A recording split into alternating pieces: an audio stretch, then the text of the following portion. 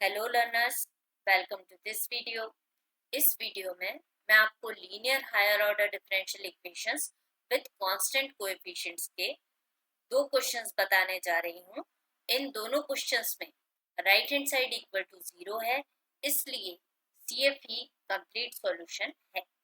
इससे पहले complementary function find करने से रिलेटेड क्वेश्चंस पर बेस्ड मैंने 3 वीडियोस बनाए हैं, जिसमें पहला case real and distinct roots का, दूसरा रिपीटेड या इक्वल रूट्स का है और तीसरा केस अल्फा प्लस माइनस आई बीटा टाइप के रूट्स यानी कि कॉम्प्लेक्स पेयर का केस है। इन तीनों में मैंने काफी सारे क्वेश्चंस डिस्कस किए, लेकिन अल्फा प्लस माइनस आई बीटा फॉर्म में रिपीटेड रूट भी हो सकते हैं या कुछ ज्यादा रूट्स अगर हमारे पास हो तो उस कंडीशन में हम किस तरह से उन्हें फाइंड करते हैं और आंसर को लिखते हैं। इसके लिए मैंने यहाँ पर दो क्वेश्चन सेलेक्ट किए हैं। जो पहला क्वेश्चन है उसमें रेस्ट पर 4 है। क्वेश्चन सिंबॉलिक फॉर्म में लिखा हुआ है और इसे हमें सॉल्व करना है, जिससे हमें 4 रूट्स मिलेंगे। दूसरा क्वेश्चन भी सिंबॉलिकली लिखा गया है। यहाँ पर दो क्वाड्रेटिक फैक्टर्स दिए हुए हैं और उनकी भी रेस्ट टू पार्ट्स हैं। तो यहाँ टोटल रूट्स जो बनेंगे वो d square raised to power 3 यानी कि 6 रूट्स बनेंगे और सेकेंड फैक्टर में डी स्क्वायर की पावर 2 है यानी कि यहाँ से 4 रूट्स आएंगे। तो टोटल 10 रूट्स यहाँ पर हम डिस्कस करेंगे।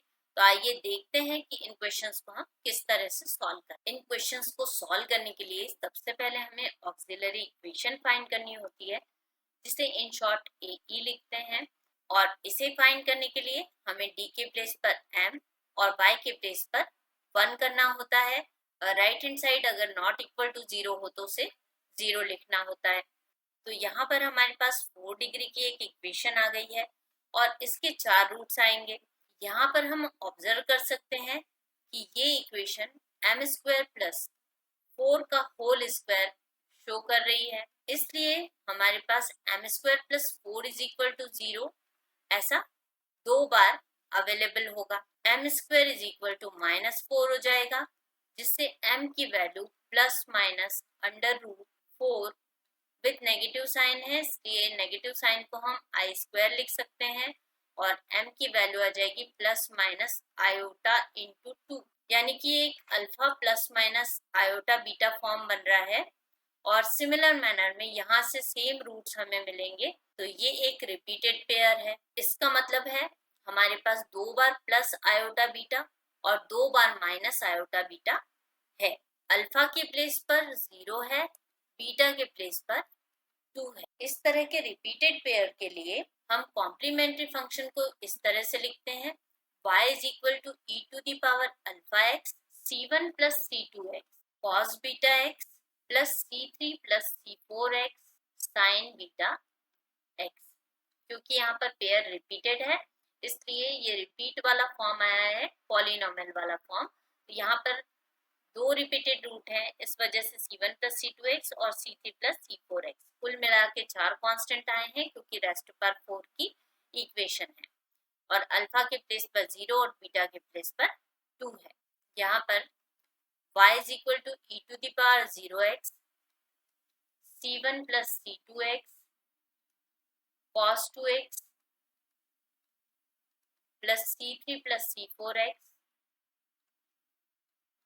sin 2x आ जाएगा, जिसमें बीटा की वैल्यू 2 और अल्फा की वैल्यू 0 है। अल्फा की वैल्यू 0 होने से e की पावर 0 1 हो जाएगा और हमें फाइनली रिजल्ट मिल जाएगा c1 plus c2x into cos 2x plus c3 plus c4x into sine 2x, और यही इस क्वेश्चन का आंसर होगा। अब यहाँ पर नेक्स्ट क्वेश्चन है, जिसमें टोटल 10 रूट्स आएंगे। इस तरह के क्वेश्चंस हो जिनमें फैक्टर ऑलरेडी बने हुए दिए हों, तो हम उसे डायरेक्टली वैल्यू फाइंड कर लेते हैं। इस क्वेश्चन को सॉल्व करने के लिए सबसे पहले हम ऑक्सिलरी इक्वेशन लिखते हैं। d के प्लेस पर m कर देंगे, तो m square plus 1 whole cube, then second factor m square plus m plus 1 whole square into 1, y के प्लेस पर 1 हो जाएगा, इक्वल टू 0। अब यहाँ पर m square plus 1 whole cube है, मतलब ये टर्म 3 बार आ रही है। तो इसके लिए हमारे पास एम स्क्वायर की वैल्यू -1 आएगी, और ये -1 कितनी बार आएगा? 3 बार, 3 टाइम्स ही आएगा।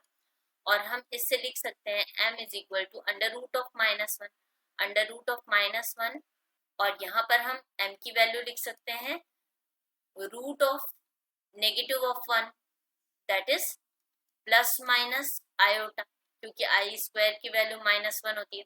तो इस तरह से हमारे पास m की प्लस माइनस आयोटा वैल्यू आई। अल्फा प्लस माइनस आई बीटा फॉर्म तो है ही, लेकिन ये कितनी बार आया है? 3 टाइम्स आया है। तो 3 टाइम्स है, टोटल 6 रूट्स हैं। 6 रूट्स हैं, इस वजह से हमारे पास 6 कॉन्स्टेंट्स आएंगे। अब जो सेकेंड वाला पार्ट है, इससे भी एक क्वाड्रेटिक फैक्टर हमारे पास है m square plus m plus 1 equal to 0। इसको हम सीधे सीधे कंपेयर करके a की वैल्यू 1, b की वैल्यू 1 और c की वैल्यू 1 लिख सकते हैं। और इससे हम फॉर्मूले में वैल्यू रखेंगे तो -b plus minus under root b square -4a into C upon 2a, इस तरह से हम लिख सकते हैं।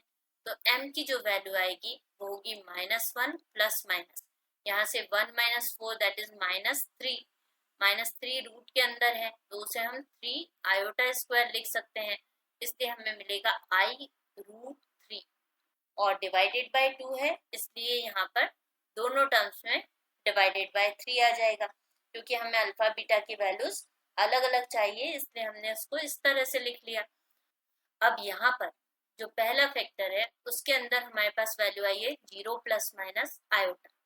इसका मतलब है यहाँ पर जो अल्फा है इसकी वैल्यू 0 है और बीटा की वैल्यू 1 है, क्योंकि हम इसे कंपेयर करते हैं alpha plus minus iota beta से, क्योंकि कॉम्प्लेक्स पेयर ऑफ रूट्स है। इसी तरह से यहाँ पर अल्फा की वैल्यू -1/2 और बीटा की वैल्यू √3/2 होगी। तो इस तरह से हमें यहाँ पर 4 रूट मिले हैं और यहाँ 6 रूट में। अब इसका कॉम्प्लीमेंट्री फंक्शन हम इस तरह से लिखेंगे y is equal to c1 plus c2x plus c3x², क्योंकि यहाँ पर 3 रिपीटेड रूट्स हैं जो कि कॉम्प्लेक्स पेयर में होने की वजह से 6 रूट्स को शो कर रहे हैं। यहाँ पर e की पावर 0x हुआ है, इसलिए उसे मैंने लिखा नहीं है, और ये पॉलिनोमियल 3 एक जैसे रूट होने की वजह से आया है। इसके साथ में cos बीटा x आएगा और बीटा की वैल्यू 1 है, इस कारण से cos x। Plus similar manner में इसका दूसरा टर्म आएगा c4 plus c5x plus c6x² into sine beta के प्लेस पर 1x। ये हुआ first part. Total 6 roots 6 constants के थ्रू शो हो रहे हैं। अब बचे हुए 4 रूट्स हमें लिखने हैं। इसके लिए भी कॉम्प्लेक्स पेयर है तो e to the power alpha x आएगा, अल्फा की जगह -1/2 है, x आ जाएगा। अब यहाँ पर दो रूट एक जैसे हैं तो इस कारण से लीनियर पॉलिनोमियल आएगा, जैसे c1 प्लस c2x, पर यहाँ c6 तक यूज हो चुके हैं, इस कारण से c7 प्लस c8x आएगा। और फिर cos के साथ बीटा √3/2 है तो √3/2x। सिमिलर मैनर में c9 plus c10x into sine √3/2x। तो इस तरह से 10 कॉन्स्टेंट्स यहाँ पर आ गए हैं, और यहाँ 3 रिपीटेड रूट है और यहाँ पर 2 रिपीटेड रूट है। दोनों ही रूट्स कॉम्प्लेक्स पेयर फॉर्म में है, और इस तरह से हम इसका ये आंसर लिख सकते हैं। नेक्स्ट वीडियो में हम इर्रेशनल रूट्स के लिए किस तरह से CF लिखा जाता है इस पर बेस्ड कुछ क्वेश्चंस देखेंगे। इस वीडियो में इतना ही। Thanks for watching.